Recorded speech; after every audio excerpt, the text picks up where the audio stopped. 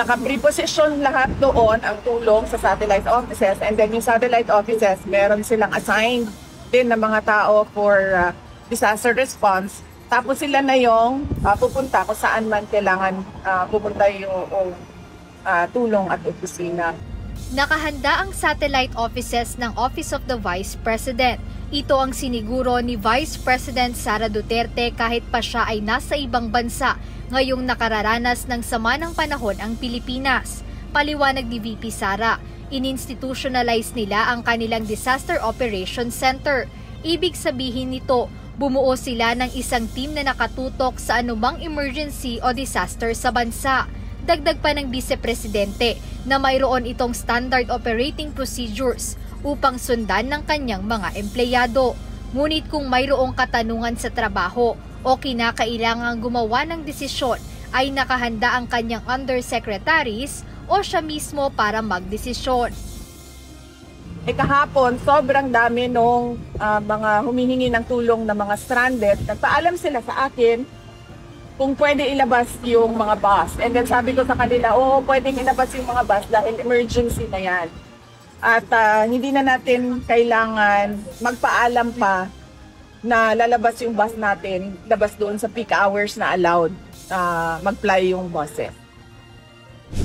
Tiniyak ng Office of the Vice President na tuloy-tuloy ang ginagawang paghahanda ng kanilang Disaster Operations Center para magbigay ng tulong sa mga pamilya o individual na apektado ng nararanasang sama ng panahon. Ayon kay OVP spokesperson Attorney Ruth Castelo, ngayong araw July 23, aabot sa mahigit 4,000 apektadong pamilya ang bibigyan ng tulong ng OVP-DOC sa mga gaganaping relief operation sa iba't ibang mga apektadong lugar. Muli namang nagpaalala ang pangalawang Pangulo na disaster-prone ang Pilipinas, kaya mahalaga ang may sapat na kaalaman at kahandaan sa kalamidad, sakuna at emergency. Hindi naman titigil ang pagdating ng bagyo sa ating bansa. At ang dala ng bagyo lagi ay unang-una pagbaha at mga landslides. So yung mga tao na alam nila na flood-prone area sila or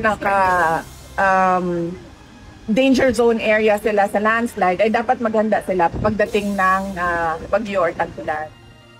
Wala nang plano ang tanggapan ni VP Sara na humingi pa ng karagdagang budget para sa kanilang disaster response. Samantala sang-ayon ang Vice Presidente sa mungkahi ni Defense Secretary Gibo Teodoro na posibleng magamit ang Enhanced Defense Cooperation Agreement o EDCA sites para sa relief operations.